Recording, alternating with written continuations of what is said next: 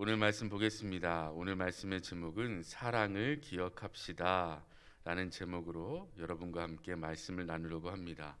저번 주에는 엠마오로 가는 두 제자를 통해서 예수님께서 부활하신 후에 그 제자들에게 말씀을 다시 가르쳐 주시며 이 두 제자의 고백 중에 한 가지, 우리의 마음이 뜨겁지 아니하더냐, 말씀을 통하여 우리를 뜨겁게 하시는 그 은혜를 기억합시다라고 말씀을 전하셨습니다. 오늘은 사랑에 대해서 이야기를 나눌 건데요. 오늘은 여러분께서 잘 알듯이 예수님께서 베드로에게 찾아오셔서 베드로에게 3번을 물어보신 사건입니다. 내가 나를 사랑하느냐라고 3번을 물어보셨죠. 그래서 오늘은 사랑에 대해서 한번 기억해 보려고 합니다. 여러분, 사랑해 보신 적 있으십니까? 지금도 사랑하고 계십니까? 사랑이라는 것이 우리가 생각할 때 참 아름답고 좋은 것인 줄만 알았습니다. 저도. 그래서 사랑이라는 것이 이게 떠오르기만 하면 기분이 좋고 가슴이 떨리고, 그리고 그 사랑을 통해서 뭔가 나에게 좋고 행복한 일이 일어날 것만 같은 그런 사랑에 대한 기대로 시작했던 것 같습니다. 저도 이제 결혼 생활이 11년째 들어가고 있는데요. 이 사랑이라는 것이 마냥 그렇지만은 않다는 것을 조금 깨달아가고 있습니다. 그래서 저희끼리 지금 얘기하는 사랑은 무엇이냐면 이 전투회입니다. 전우회. 인생을 같이 살아가면서 서로 느끼는 그런, 뭔가 예전에 처음에 했던 그런 사랑보다는 함께 무언가를 이루어가는 그런 사랑의 모습이 아닌가. 그래서 동지애라고도 표현을 합니다. 사랑이 가만히 보면 어떤 걸 가능케 하냐 하면 서로에게 헌신하게 합니다. 그래서 나의 의지를 조금 바꿀 줄 알게 하죠. 내가 이걸 하고 싶은데 마음을 바꾸어 상대편을 배려하게도 합니다. 그리고 더 나아가서 이 상대편에게 헌신을 넘어서 희생을 할 수 있게도 하죠. 그죠? 그것이 사랑의 힘이 아닌가 싶습니다. 그런데 오늘 요한복음에서 예수님께서 부활하시고 나서 이 요한복음 20장 한번 보시죠. 20장 30절 31절을 보시면 어떻게 되어 있냐면 이 책이 마무리되는 것 같아요.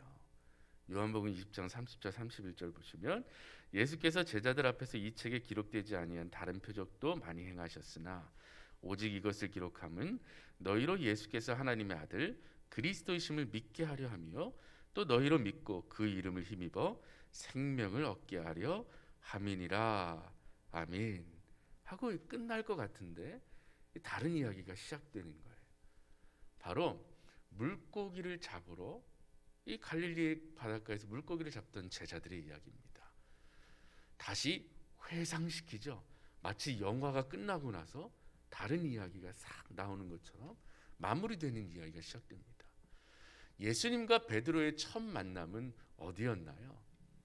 바로 물고기를 잡을 때였습니다. 누가복음 5장에 그 이야기가 나오는데요. 물고기를 예수님의 명령대로 많이 잡은 후에 베드로가 누가복음에서 예수님께 첫 번째로 한 이야기는 누가복음 5장 8절에 나옵니다. 무엇이라고 이야기냐 하면 주여 나를 떠나소서 나는 죄인으로소이다 라고 예수님께 처음으로 이야기했던 장면을 떠오르게 합니다. 그때 예수님이 베드로에게 무엇이라고 얘기했냐면 두려워하지 말라 이제부터 너로 사람을 낚는 어부가 되게 하리라. 그곳에 있던 제자들이 다 버려두고 예수님을 따르게 되죠. 근데 지금 장면은 무엇이냐 하면 다시 고기를 잡고 있는 제자들의 모습으로 돌아오게 되는 겁니다. 이 제자들을 찾아온 예수님을 잘 알아보지 못하죠. 똑같이 명령하십니다. 오른편에 그물을 던지라. 던졌더니 고기가 많이 잡혀요. 그래서 이 사랑하시는 제자라고 기록된 요한이 주님이시다 라고 이야기했을 때 베드로가 벗었던 옷을 입고 물속으로 뛰어들죠. 베드로가 주님께 뭐라고 했다는 말은 기록되어 있지 않지만 예수님께서 베드로에게 3번 질문하십니다. 네가 나를 사랑하느냐? 내가 나를 사랑하느냐? 내가 나를 사랑하느냐? 이 3번은 여러분들이 잘 알고 있듯이 베드로가 3번을 예수님을 부인하고 저주했던 그 모습을 다시 회복시키시는 장면이기도 합니다. 그래서 오늘 읽은 말씀을 다시 보겠습니다. 3번째 이르시되 요한의 아들 시몬아 내가 나를 사랑하느냐 하시니 주께서 3번째 내가 나를 사랑하느냐 하심으로 베드로가 근심하여 이르되 주님 모든 것을 아시오매 내가 주님을 사랑하는 줄을 주님께서 아시나이다. 예수께서 이르시되 내 양을 먹이라 라고 하셨습니다. 이 부분에서 오늘 좀 보았으면 하는 것은 주님께서 모든 것을 아시오매입니다. 주님께서는 베드로의 모든 것을 알고 계십니다 라고 베드로 자신도 고백했습니다. 무엇을 더 잘 알고 계실까요? 예수님과 함께 했던 삶, 처음 만남부터 죄인이라고 고백하며 나아갔던 그의 고백, 그리고 당차게 예수님을 따랐던 자기의 모습, 나는 결코 주님을 부인하지 않을 겁니다, 주님을 떠나지 않을 겁니다 라고까지 했던 저들은 주님을 버릴지언정 나는 그렇지 않을 겁니다 라고 나아갔던 베드로의 모습, 그러나 실패했던 모습까지도 주님은 다 알고 계십니다. 그럼에도 불구하고 베드로의 이 마음속에서 내가 나를 사랑하느냐라고 물어보시는 그 질문에 대한 대답이 뭐였습니까? 내가 주님을 사랑하는 줄 주님이 아시지 않습니까? 라는 겁니다. 3번이나 물어봤을 때 근심하였지만 그래도 그 근심 가운데서도 베드로의 입술에서 나온 고백은 내가 주님을 사랑하는 줄 주님 아시지 않습니까? 주님이 더 잘 아십니다. 이렇게 부족하지만 실패했지만 이 마음속에서 놓을 수 없는 예수님을 향한 그 사랑의 끈, 그것이 제 마음속에 남아 있습니다.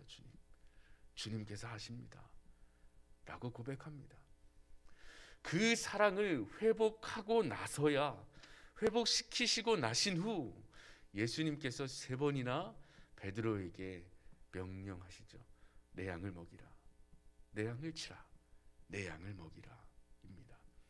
그래서 오늘 사랑을 기억합시다 라는 이 제목의 목적은 무엇이냐 하면 사랑이 여러분으로 하여금 무언가 하게 만든다는 겁니다.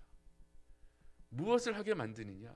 예수님께서 말씀으로 여러분에게 명령하신 것을 붙잡고 여러분의 삶 속에서 그것을 하게 만든다는 겁니다. 그것의 원동력이 사랑이 있다라는 겁니다. 제가 초대에 부부끼리의 그런 사랑의 모습을 이야기해 드렸습니다. 나의 모습을 변하게 하고 서로에 대해서 헌신하게 하며 더 나아가 목숨까지도 버릴 수 있는 사랑을 사람끼리의 사랑에서도 이루어낼 수 있습니다.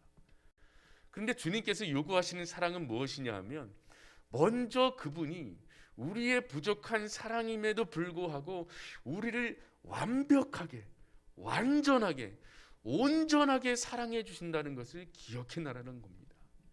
우리가 죄인일지언정 먼저 찾아와 주셔서 그 사랑으로 우리를 회복시키고야 마시는 그 사랑, 우리의 어떠함에 상관없이 우리를 살려내시는 그 사랑, 우리를 회복해내시는 그 사랑을 먼저 기억해내시고, 그리고 이 안에 주님을 사랑하게 하시는 그 사랑도 기억해내야 한다는 겁니다. 그 사랑이 어느 자리에까지 나아가게 하냐 하면 18절 보겠습니다. 내가 진실로 진실로 내게 이르노니 내가 젊어서는 스스로 띠뜨고 원하는 곳으로 다녔거니와 늙어서는 내 팔을 벌리리니 남이 내게 띠띠우고 원하지 아니한 곳으로 데려가리라. 19절입니다. 이 말씀을 하심은 베드로가 어떠한 죽음으로 하나님께 영광을 돌릴 것을 가리키심이로라. 이 말씀을 하시고 베드로에게 이르시되 나를 따르라 하시니. 아멘. 예수님을 사랑한다는 이 고백 이후에 베드로에게 주어진 말씀은 죽음에 대한 예언입니다. 어떠한 죽음으로 하나님께 영광을 돌리게 될지를 예수님이 알려주셨어요. 그리고 나서 나를 따르라 라고 말씀하셨습니다.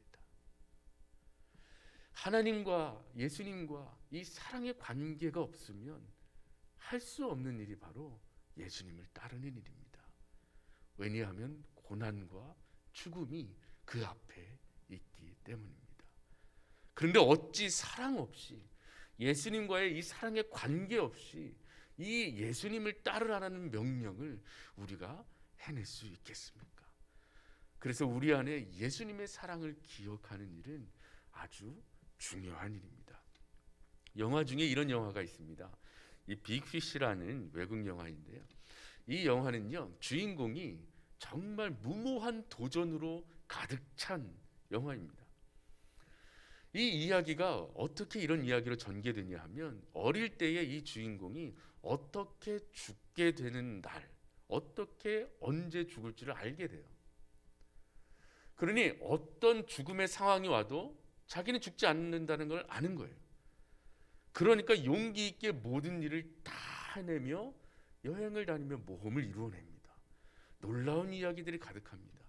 이것이 가능한 이유는 뭐예요? 언제 죽을지 아니까, 지금 죽지 않는다는 걸 아니까 그 모든 일을 다 해낼 수 있던 겁니다. 그런데 우리의 삶은 죽는 나를 알기 때문에 이 예수님을 따라가는 삶이 아닙니다. 언제 죽을지는 몰라도 이 죽음 이후에 예수 그리스도께서 우리에게 부활을 통하여 주신 영생의 복음이 있기 때문에 그 소망을 가지고 주님을 따라가는 줄 믿습니다. 언제 죽는지 우리가 어떻게 알겠습니까? 그런데 죽는 날까지 우리에게 주신 삶은 나를 따르라라는 삶입니다. 근데 그 나를 따르라는 삶을 억지로 힘겹게 그냥 따라오라는 것이 아니라, 내가 나를 사랑하느냐 물어보시며 내 양을 먹이라. 내가 나를 사랑하느냐 내 양을 치라. 내가 나를 사랑하느냐 내 양을 먹이라. 그런데 죽음과 같은, 혹시 죽을지도 모른다, 그 고난이 내 앞에 있을 것이다, 나를 따르라 라고 말씀하시는 겁니다. 그래서 초대에 물어보았죠. 여러분 사랑하고 계십니까? 어떤 사랑을 하고 계십니까? 우리 안에 예수님을 향한 사랑이 오늘 여러분이 기도하실 때에 다시 넘쳐났으면 좋겠습니다. 그래서 그 사랑이 다시 이 코로나라는 상황 속에서도 주님이 나를 여전히 사랑하고 계시며, 여전히 나를 잘 알고 계시며, 그래서 부족하지만 나를 끌고 가시는 그 사랑이 오늘도 함께 할 거라는 확신을 가지고 사는 삶이 되었으면 좋겠습니다. 수련회가 진행 중입니다. 중고등부 아이들 성경 필사를 하고 있죠. 하루에 10장씩 씁니다. 이 댓글 달리는 걸 보니까 3시간이 좀 넘게 걸렸다고 하시더라고요.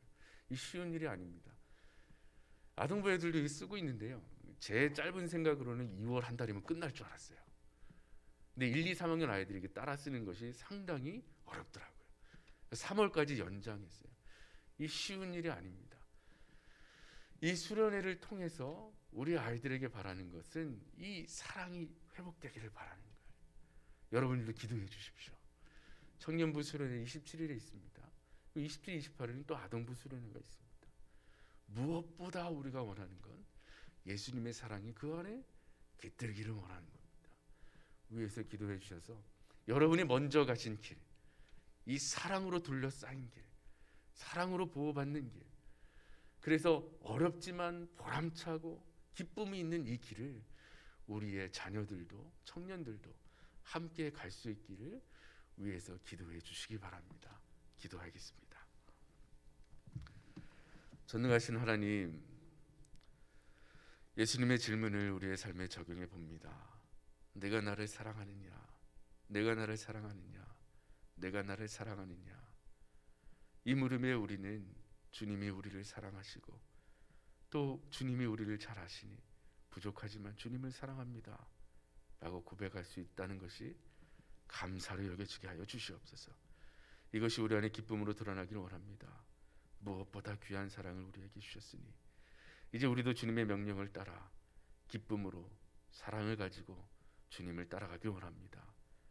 우리의 이 삶이 이 교회에서 자라나는 다음 세대들에게도 고스란히 전해질 수 있도록 주여 보호하시고 인도하여 주시옵소서.